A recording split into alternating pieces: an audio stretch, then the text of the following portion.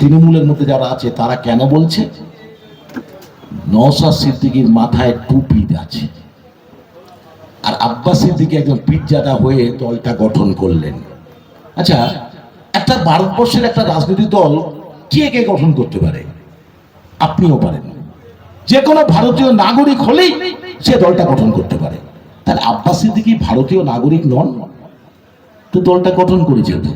যদি এবার উল্টো পাল্টা বলি, কংগ্রেস, জাতীয় কংগ্রেসের প্রতিষ্ঠাতাকে, জাতীয় কংগ্রেসের প্রতিষ্ঠাতা অ্যালান অক্টাভিয়ান হিউম, তিনি একজন ব্রিটিশ নাগরিক। তাহলে কি কংগ্রেস দলটা ব্রিটিশদের দল হয়ে গেল? আর আব্বাস সিদ্দিকী মুসলিম সমাজের যেহেতু পীরজাদা, তিনি দলটা গঠন করলেই সেটা মুসলিমদের দল হয়ে গেল। আর যদি বা একটা রাজনৈতিক দল তার রেজিস্ট্রেশনের সময় যা বলছে, সে যদি কোনো ধর্মের ভিত্তিতে দল করে, তাহলে সে রেজিস্টার্ড হয় না। ধর্মের ভিত্তিতে কোনো রাজনৈতিক দল হতে পারে না। অপরাধটাকে সিদ্দিকুল্লাহ চৌধুরী দল করলে সাম্প্রদায়িক বলা যাবে না, যেহেতু উনি শাসক দলের সাথে আছেন। আব্বাস সিদ্দিকী দল করলে সাম্প্রদায়িক। কিন্তু নওশাদ সিদ্দিকী এই 5 বছর তার প্র্যাকটিসে প্রমাণ করে দিয়েছে অসাম্প্রদায়িকতা কি, ধর্মনিরপেক্ষতা কি, অর্থাৎ সেকুলারিজমটা কি, যেটা আমি একটু আগে বললাম। আর মমতা ব্যানার্জি যদি বলি সবচেয়ে বেশি সাম্প্রদায়িক, ধর্ম নিয়ে উনি রাজনীতি করেছেন। সাম্প্রদায়িকতার যে ডেফিনেশন আমি দিলাম, যদি আমি ভুল বলে থাকি, কোনো কেউ যদি আমার বক্তৃতা শোনার পরে আমার কাছে আসতে পারেন, বলবেন এটা আমি ভুল বলেছি, আমি চ্যালেঞ্জ ছুড়ে দিলাম। আর যদি ভুল না বলে থাকি, তাহলে আমি তাপস ব্যানার্জি, নওশাদ সিদ্দিকী চেয়ারম্যান, আমি রাজ্যের ভাইস প্রেসিডেন্ট, সম্পাদক বিশ্বজিৎ মাইতি। আমি আর নওশাদ সিদ্দিকী যাই যখন বিভিন্ন প্রোগ্রামে, উত্তরবঙ্গে যখন যাই আমরা, চেয়ারম্যান ভাইস প্রেসিডেন্ট, আমাদের যেতে হয় বিভিন্ন জায়গায় একসাথে প্রোগ্রাম করতে। নওশাদ সিদ্দিকী তার নামাজ পড়ার সময় নামাজ পড়তে চলে যায়, আর আমি যদি আমার পুজো করার দরকার থাকে, আমি পুজো করবো, দুজনে আমি পুজো করবো, ও নামাজ পড়বে, তারপরে আবার রাজনীতির কথায় বলতে যাবো। কোনো সমস্যা নেই, এটা তোমার সংবিধানের অধিকার দিয়েছে। প্রথম কথা হচ্ছে, ভারতবর্ষের সংবিধানের প্রথম কথা হচ্ছে, we the people of India, আমরা ভারতীয় জনগণ। গোলমালটা কোথায় জানেন? গুলিয়ে দেওয়া হয়েছে। আমরা ভারতীয় জনগণ। তাহলে ভারতীয় জনগণ মানে আমরা ভারতীয়। এবার সংবিধানে লেখা আছে, আপনি আপনার যে কোনো ধর্ম ধারণ করতে পারেন, ধর্ম প্রচারণ করতে পারেন। ধর্ম মানে কি? ধারণ করা। আমি জন্মানোর পর আমি জানিনি যে আমি হিন্দুর ঘরে জন্মগ্রহণ করেছি কিনা, কারণ আমাকে জানানো হয়েছে এবং ধারণ করানো হয়েছে। আপনি যদি এখানে কোনো মুসলিম সমাজের মানুষ ইসলাম ধর্মে বিশ্বাসী হয়ে থাকেন, আপনিও ধর্মের সময় জানতেন না ইসলাম ধর্মে জন্মগ্রহণ করেছেন কিনা, আপনাকে জানানো হয়েছে, তার মানে আপনাকে ধারণ করানো হয়েছে। আমি ধারণ করেছি। আমাকে সাংবাদিকরা একদিন হঠাৎ প্রশ্ন করলো, আপনি হিন্দু হয়ে নওশাদ সিদ্দিকী, আমি হিন্দু, আপনাকে কে বললো? মানুষ প্রশ্ন, আমি হিন্দু, আপনাকে কে বললো? না তাই ব্যানার্জি মানে আমি হিন্দু, আপনি কি হিন্দু? কি ধর্ম? তা আমার কি ধর্ম আপনাকে বলতে যাবো কেন? আমি ধর্ম নিজস্ব ব্যাপার, একদম ব্যক্তিগত ব্যাপার, আমার ধারণ করা। আমি রাজনীতিতে এসেছি, আমার জীবনের আয়ের সমস্ত টাকা দিয়ে আমি গরিব খেটে খাওয়া মানুষের 40 বছর 45 বছর সেবা করে যাচ্ছি। ওটা আমার পরিচয় নয়। আমার পরিচয়টা হয়ে গেল আমি হিন্দু। এই প্রশ্ন করছেন কেন আপনি? জান, আমি আপনার সাংবাদিকতা কোনো উত্তর দেবো না। না না, রাগ করবেন না, আপনারা সাংবাদিকরা হচ্ছে সবচেয়ে বদমাইশ। কেন? আপনারা হিন্দু মুসলিম করাটাই আপনাদের জন্য টাকা দেয়। এই টাকাটা দেয় কেন? ধীরুভাই আম্বানি, আদানি আর মোদিজি আসেন, দেখেন না, মন কি বাত ভাইও, आप लोग सुनिए, मोदी का গ্যারান্টি। যেই মোদি গ্যারান্টি বলে, সেটা কি ভয় হয় আমার। কারণ 2016 সালে এই গ্যারান্টি দিচ্ছিল, আমি সেলুনে দাড়ি কাটছিলাম, নভেম্বর মাস, 16ই নভেম্বর। আমি তো ব্যাংকে চাকরি করি, আমি দাড়ি কাটবো, সকালে অফিস যাব। आप लोग सुनिए, आज तक 12 वर्ष तक 2500 नोट टेंडर बातिल हो जाएगा। মনে আছে? এই তো ভাষণ দিচ্ছিল জাতির উদ্দেশ্যে। তারপর বলছেন, এ बातिल ना बात जो ब्लैक मनी आएंगे, अब लग जीरो बैलेंस का 15 लाख का घुसा देंगे। দেখবেন খেয়াল করে, আমার আছে অডিও ক্লিপটা, 15 লাখ করে সব দিয়ে দেবেন বললেন।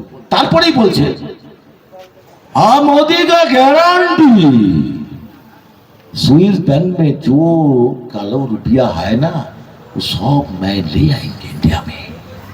आजও আসেনি, একটাও সুইস ব্যাংক থেকে টাকা আসেনি, একটাও সুইস ব্যাংক থেকে টাকা আসেনি। উল্টো ন্যাশনালাইজ ব্যাংকের সমস্ত ওর কাছের লোকেরা কোটি কোটি টাকা মেরে পালিয়ে গেছে বিদেশে। আর 500 টাকা 2000 টাকা এখনো রিজার্ভ ব্যাংকের পাশে যাবেন, আপনি নিয়ে যান, আপনার এখনই দিয়ে দেবে। কত লোকের কাছে পড়ে আছে জানেন? কালো টাকা উদ্ধার হয়নি। আরেকটা অভিশপ্ত দিন মোদি ডেকে নিয়ে এসছে। সেই সময় আমরা কিভাবে আমাদের ব্যাংক কর্মচারীরা মারা গেছে, সকাল 8টায় দৌড়াচ্ছি, রাত 2টো 2:30 বাড়ি আসছি। যদি দেশের উন্নতি হয়, সবাই ভেবেছিল উন্নতি তো ঘোরার টিম, 15 লাখ টাকাও কেউ পেল না, শুধু বলে দিচ্ছে জয় শ্রীরাম জয় শ্রীরাম। আরে জয় শ্রীরাম বললে যদি তেলের দাম কমে বল না, আমিও বলবো।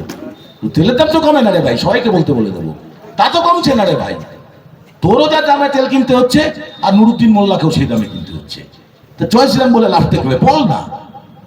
আসলে তো পেটে ভাতের কথা বলতে হবে। সকালে গিয়ে তো সকাল থেকে মানে যা সা কাজকর্ম করে বাড়ি গিয়ে লাস্টে তো আপনার বাজারটা করে নিয়ে যেতে হবে। সে অর্থটা কোথার থেকে আসছে, তার রাস্তা কোথায়? এটা জুমলাবাজি প্রধানমন্ত্রী ঠিক করলেন। দেখুন 2000 সালে 2021 সালে 20 সালে আমি তখন করোনায় আক্রান্ত। দেখুন যখন করোনা হলো, আপনাদের মনে আছে, ঠিক সেম বাত জাতির উদ্দেশ্যে মোদি ভাষণ দেবে, সব মিডিয়া তাহলে হলো। আবার একটা বাতিল মারতে আসছে। কি বললো? আমি আর ওর ভাষায় বললাম না, পার্লার বলতে ভালো লাগে না, অনেকে শুনতে চায়। বললেন কি, এই মুহূর্তে ভারতবর্ষের সবচেয়ে এমন সংকট জীবনে আমি দেখিনি। সেই সংকট মহামারী আকার ধারণ করছে। আপনারা কি করুন, आप लोग शाम को शांत हो जाइए, घर पर बाती बंद कर दीजिए, बाद में आप लोग बाती जलाइए, কাঁসা কলতি পেছল বাজিয়ে সব রাস্তায় নিয়ে পড়ুন। দেখুন সব হুড় করে কাঁসা পেতল বাজাতে শুরু করে দিল মোদিজির কথায়। ভাবলো করোনা চলে যাবে। ঠিক তার কিছুদিন বাদেই চলে এলো ভ্যাকসিন। এইটা খাইয়ে দিল, সবাই খেয়ে গেল, একদম কাঁসা পিতল নিয়ে বেরিয়ে গেল, শঙ্খ বাজাচ্ছে, লাঠি বাজাচ্ছে, একদম মানুষকে অ্যাট্রাকশন করে দিল। কথাগুলো বলছি আমি এই কারণে, কেমন জুমলা বাজি, আর তার সাথে মমতার লিঙ্কটা মিলিয়ে দেওয়ার জন্যই আমি বলছি আপনাদের কথাটা। যে তারপরেই আলো ভ্যাকসিন। এই ভ্যাকসিনটা অমুক কোম্পানির ভ্যাকসিন দিতে হবে, সিরাম কোম্পানি। এই ওষুধের দোকান আছে জানবেন, সেরামের কেন্দ্রে। আগে রাজীব গান্ধীর সময় ইলেকট্রাল বন্ডে একটা পার্টি 10,000 টাকার বেশি চাঁদা দিতে পারবে না। মোদি আসার পর ইলেকট্রাল বন্ডের নামে সমস্ত কোম্পানি যা খুশি টাকা দিতে পারবে, ইনকাম ট্যাক্সের ছাড় সংসদে নিয়ে এলো। এই সেরাম কোম্পানি কোটি কোটি টাকা দিল হচ্ছে মোদিকে। ভারতবর্ষের মধ্যে প্রথম একমাত্র অল ইন্ডিয়া পার্টি যেটা বিজেপি, ইলেকট্রাল বন্ডের নামে সমস্ত শিল্পপতিদের থেকে কোটি কোটি টাকা নিয়েছে। সেই সিরাম কোম্পানির ভ্যাকসিন আপনাকে সবাইকে কিনে দিতে হলো, বা সরকার কিনলো। কার স্বার্থ চরিতার্থ করলো? জুমলাবাজিটা করলো, স্বার্থ চরিতার্থ করলো কিন্তু ওই পুঁজি, যেটা প্রথমে আমি বললাম যে কিভাবে অর্থনীতি রাজনীতিকে নিয়ন্ত্রণ করে। অর্থাৎ ও ওই ওষুধ কোম্পানিগুলোকে স্বার্থ চরিতার্থ করবার জন্য আপনার সামনে গিমিক রাখলো, জয় শ্রীরাম রাখলো, ধ্যান করছে, চলে যাচ্ছে ওখানে। আলটিমেটলি স্বার্থ আপনার রক্ষা করছে না, করছে কিন্তু ওইখানে। ঠিক মমতা ব্যানার্জি, আমি নর্থ ইস্টে যাই মাঝে সাঝে, নাগাল্যান্ড, ত্রিপুরা, বিস্তীর্ণ অঞ্চল নর্থ ইস্টে আমার যাই, কি কারণে যাই হোক যাই, একটু বললাম। এবার এইদিকে যাওয়ার সুবাদে আমি দেখেছি ওখানে প্রচুর সোলার লাইট, সোলারের দ্বারা আলো কনজামশনটা খুব কমে, বিদ্যুতের দাম। তো আমার আশ্চর্য লাগলো, এত নর্থ ইস্টে সোলার ব্যবস্থা ওয়েস্ট বেঙ্গলে হয় না কেন? তদন্ত করে দেখলাম মমতা ব্যানার্জি গোয়েঙ্কা, যে আমাদের লাইটের ইলেকট্রিকের সব ডিপার্টমেন্ট, গোয়েঙ্কার থেকে কোটি কোটি টাকা ইলেকট্রাল বন্ডের নামে নিয়ে রেখেছে। তার মানে গোয়েঙ্কার স্বার্থে ঘা দিতে গেলে, যেই মুহূর্তে সোলার লাইট করবে গ্রামগঞ্জে, গোয়েঙ্কার স্বার্থে ঘা লাগবে, তাহলে গোয়েঙ্কার স্বার্থে ঘা লাগা কাজ করা যাবে না। তাহলে কি দাঁড়ালো? মমতা ব্যানার্জি, মোদি একদিকে টাকা নিচ্ছে শিল্পপতিদের থেকে, মমতা ব্যানার্জি একদিকে শিল্পপতির থেকে টাকা নিচ্ছে। কারণ শিল্পপতিরা একটা রাজ্য সরকারকে টাকা দেবে কি, তা বিনা স্বার্থে? বিনা স্বার্থে দোকান থেকে আপনি বাকি খান, প্রত্যেকদিন বাকি খান। তা যে দামটা থাকে 35 টাকা, যদি চালের দাম থাকে, আপনি 3 মাস ধরে বাকি টাকা দেবেন, সে 2 টাকা কিন্তু বাড়াবেই। আপনি 37 টাকা, এখন তো বাঁচি 37 টাকা দিয়ে কেজি পিছি আপনি চালটা কিনবেন, এটা কমন সেন্স। তাহলে যখন আপনাকে মমতা ব্যানার্জিকে টাকা দিচ্ছে, এত কোটি কোটি টাকায় যে ফ্ল্যাগ আমরা কিনতে পারি, এই ফ্ল্যাগগুলোর দাম কত জানেন? সিল্কের ফ্ল্যাগ। কোথা থেকে টাকা আসে বলুন তো? কোথা থেকে এই টাকাগুলো না আসে খোঁজ নেবেন। আর এ বেচারির তো খবর নিলাম, এ তো বাংলার লোকই না, ছেড়ে দেন। তৌসিফ রহমান বাদ দিন, এর কথা বাদ দিন, এ তো বাংলা জানেই না, বাংলায় কি সে জানে না, ছেড়ে দেন। কিন্তু প্রশ্নটা হচ্ছে তৃণমূলের টাকাটা আসে কোথায়, সোর্সটা কোথায়? আমরা তো সেই সোর্সটা বুঝতে পারছি না। তাহলে যারা আইএসএফকে বিজেপির দালাল হিসেবে বলছে, তাদের উত্তরে বলতে চাই, আগে বুঝুন বিজেপির এজেন্ডা কি, তৃণমূল কি কোন কাজটা করছে, তারপর আইএসএফ নিয়ে আলোচনা করতে আসবে। আইএসএফ খুব স্পষ্ট ভাষায় সাংবিধানিক গণতন্ত্রের কথা বলে। এই জন্য আমি বললাম, we the people of India, ভারতীয় জনগণ, আমরা ভারতীয় জনগণ, যে যার ধর্ম করবে তার ধর্মে কেউ। তাহলে এই রেশনটা কেন 80 কোটি? বলবে তো 20 কোটি পায়, 7 কোটি মানুষের দারিদ্র সীমার নিচে তুলে দিয়েছি। অথচ এই 80 কোটির জায়গায় এই 80 কোটি মানুষের সম্পদ লুট করে খাচ্ছে ওই 30% মানুষ। তাদেরকে রক্ষা করছে নরেন্দ্র মোদী, ওই আম্বানি আদানি। এই যে ওয়াকফ আইনটা আনলো, করলো কেন আনলো, কার স্বার্থে আনলো? হঠাৎ করে ওয়াকফ নিয়ে পড়লো কেন? ভাবেন কি মুসলিমদেরকে একটু খোঁচানোর জন্য? আদৌ তা নয়। নীতা আম্বানির বাড়িটা মহারাষ্ট্রের ওয়াকফ সম্পত্তির উপরে, যেখানে প্লেন নামে। শুনে রাখুন, নীতা আম্বানির পকেটের লোক হচ্ছে নরেন্দ্র মোদী।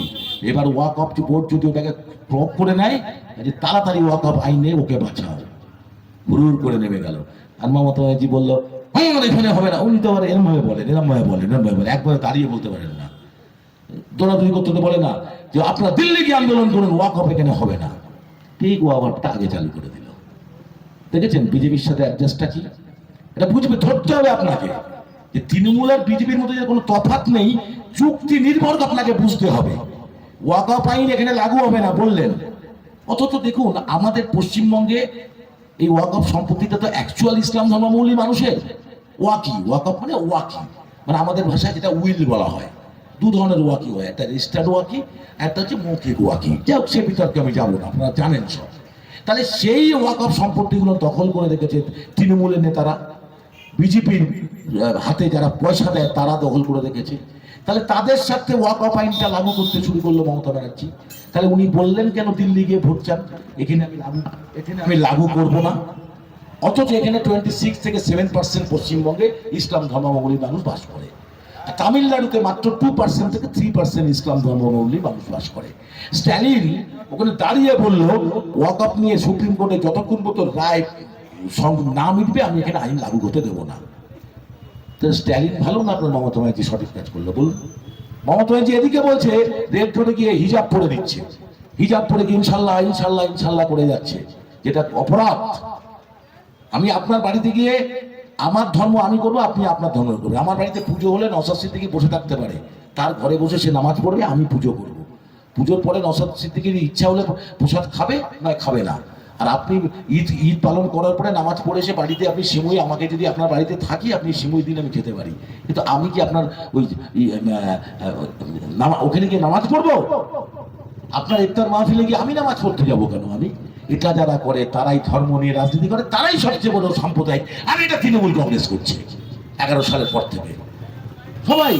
এবং ইফতার মাহফিলের মানে মহিলাদের বসিয়ে দিচ্ছে টুপি পরিয়ে, বেশ টুপি পরিয়ে, কতখানি ধর্মটাকে অবলম্বন আমার অ্যাটাক করছে।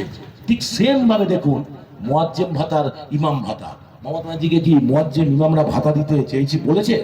কেউ চেয়েছিল? উনি দিলেন কেন?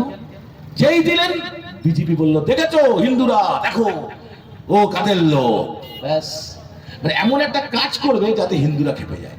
আর আরএসএস এর এজেন্ডাই হচ্ছে হিন্দু হিন্দু হিন্দুস্তান। কারণ আরএসএস 1931 সালে তার প্যাট্রিয়ট পত্রিকায় আরএসএস এর যে একমাত্র পার্টি যে দলটা নিজে চলে না, চলে আরেকজন চলায়, সেটা হচ্ছে বিজেপি। আরএসএস চালায়। আরএসএস এর মূল পান্ডা যে সে হচ্ছে হেডগার, তারপর গোলালকার, তারপর সাভারকার। এই সাভারকার আর গোলালকার আপনার ওই আন্দামান দ্বীপপুঞ্জের জেলে বন্দী ছিল, সেখানে মুসলেখা দেয় 1931 সালে দ্য পেট্রিয়ট পত্রিকা স্পষ্টকারে বেরোয় যে হে হিন্দু ভাইরা, ব্রিটিশরা আমাদের শত্রু নয়, ব্রিটিশদের বিরুদ্ধে তোমরা লড়াই করো না, আমাদের মূল শত্রু বাম আর ইসলাম, বামপন্থা আর ইসলাম। এটা ঘোষিত এজেন্ডা ওদের। তাহলে মমতা ব্যানার্জি যদি সত্যি ইসলাম দরদি হয়ে থাকেন, তাহলে উনি যে কাজগুলো করছেন সবটাই তো ওদের আরএসএস এর হাত শক্তিশালী হচ্ছে। সেটা বুঝেই কিন্তু মোহন ভাগবত, আরএসএস এর মূল পান্ডা মোহন ভাগবত সবার আগে বললেন আরএসএস এর দুর্গা মমতা ব্যানার্জি। কোনদিন বিজেপি এখানে ক্ষমতা আসতে চায় না, মমতা ব্যানার্জিকেই রেখে দিতে চায় ওরা, কিছু সিট বাড়িয়ে বার্গেনিং করে বাটোয়ারা করতে চায়। এটা বুঝতে হবে। 2011 সালের আগে আরএসএস এর সংখ্যা কত ছিল আপনারা খোঁজ নেবেন, আর 2011 পরে 15 বছরে পশ্চিমবঙ্গের মাটিতে আরএসএস এর সংখ্যা কত খোঁজ নেবেন। আপনারা জানেন না বিজেপিকে ডেঞ্জারাস। আমি ত্রিপুরা যাই, উত্তরপ্রদেশের বন্ধুরা আছে, ভয়ানক শক্তি। এই শক্তিকে আপনারা যদি ভারত পশ্চিমবঙ্গের মাটিতে আসে কি হবে জানতে পারবেন না। কিন্তু এই বিজেপিকে এনেছেন তো মমতা ব্যানার্জি। এই এতক্ষণ ধরে যা বললাম তার যুগ মমতা ব্যানার্জি তো বিজেপির হাত শক্তিশালী করে বসে আছে, আর ভয় দেখিয়ে লাভ কি? তাহলে এই বিজেপি হাত শক্তিশালী করেছে মমতা ব্যানার্জি, তার কারণ একটা একটা করে বলে যাচ্ছি। যেমন মুয়াজ্জিম ভাতা, ইমাম ভাতা বললাম। তারপরে উনি দেখবেন প্রত্যেকটা পাঁচালি ঘুরে বেড়াচ্ছিল, জানেন মমতা ব্যানার্জির পাঁচালিতে সব জায়গায় বলে আমি কি দিয়েছি, কন্যাশ্রী, রূপশ্রী, হতশ্রী, রেপশ্রী, লক্ষ্মীর ভান্ডার সব বলে যায়। আচ্ছা, পয়সাটা কার? মমতা ব্যানার্জির বাবা বা অভিষেক বন্দ্যোপাধ্যায়ের লিপস অ্যান্ড বাউন্সের টাকা নাকি? টাকা তো আমার আপনার। তাহলে টাকাটা যদি আমার হয়, তাহলে শ্রী তাপস ব্যানার্জির টাকা, আর এমডি জহিরুল ইসলামের টাকা, আর সুরিন্দর সিং এর টাকা, সবারই টাকা, বা নিমাই মুন্ডারও টাকা। নামটা কেন শ্রী? কন্যাশ্রী কেন? রূপশ্রী কেন? শ্রী তাপস ব্যানার্জি। তাহলে হিন্দুরা তার নামের এক শ্রী লেখে, তাহলে খুশি হবে কে? হিন্দুত্ববাদী সংগঠন বিজেপি। দেখুন কৌশলগুলো দেখুন। তারপরে এলো লক্ষ্মীর ভান্ডার। আচ্ছা, লক্ষ্মীর ভান্ডার, লক্ষ্মীকে আমার বৌদি লক্ষ্মীর পাঁচালি পরে বিশ্বভারতী, টাকা টাকার আমাদের সবার। কেন? টাকাতে ভাত দিচ্ছে তো মা। তাহলে মাতৃভান্ডার রাখলে কি অসুবিধা ছিল? মাতৃভান্ডার রাখলেন না, রাখলেন লক্ষ্মীর ভান্ডার। তাহলে লক্ষ্মীটাকে আমার দেবী, তাহলে কে? সেই হিন্দু দেবী। আবার সরকারি টাকায় জগন্নাথ মন্দির করছে, কোথায়? দীঘায়। আবার মহাকাল মন্দির করছে শিলিগুড়িতে। আবার এখানে কি দুর্গাঙ্গন করবে? সব মন্দির করছে। মুখ্যমন্ত্রীকে কি পাঠিয়েছিলেন? এই আপনারা যারা উনি বলেন দুধেল গাই, যে গরু দুধ দেয় তার গরু লাথি খাবো, তারা কি মন্দির করতে পাঠিয়েছিলেন নাকি? তাহলে সারাক্ষণ উনি যে 15 বছর কাজ করলেন, উনি যাদের বলেন আমি মাসিয়া, তাদের কল্যাণে কি কাজ করেছে বলুন? প্রান্তিক গরিব খেটে খাওয়া মানুষের জন্য কোন কাজটা করেছে? শুধু হিন্দু মুসলিমের খেলাটা কিন্তু মমতা ব্যানার্জি সুকৌশলী খেলেছে। আমরা জানি বিজেপি একদম ধর্ম রাজনীতি করে, পরীক্ষিত। বিজেপি সাম্প্রদায়িক রাজনীতি করে, এটা ওপেনলি বলে। কিন্তু তৃণমূল তো সামনে একটা রূপ রাখছে, পিছনে কোন কাজটা করছে? পুরো একদম হিন্দুত্ববাদী, মনুবাদী চিন্তা। শোনেন, হিন্দুত্ববাদী মানে হিন্দু নয়, এটা একটা মতাদর্শ। যেমন বামপন্থা একটা মতাদর্শ, সেটা বলতে গেলে অন্যদিন আলোচনা করতে হবে। আমাদের হিন্দু ধর্মের এই যে চতুর্বেদ, এই চতুর্বেদের মধ্যে গোলমালটা লুকিয়ে আছে। ব্রাহ্মণ, ক্ষত্র, শূদ্র, বৈশ্য, বৈশ্য শূদ্র। এই ব্রাহ্মণ আর ক্ষত্ররাই রাজত্ব করে যাচ্ছে পশ্চিমবঙ্গে। এই যে রাম জমানা বলে না, জয় শ্রীরাম, ওই বৈশ্য শূদ্ররা কোনোদিন ক্ষমতায় উঠতে দেবে না। যেমন বিহার, ওখানে দেবেন পাঠানদের সাথে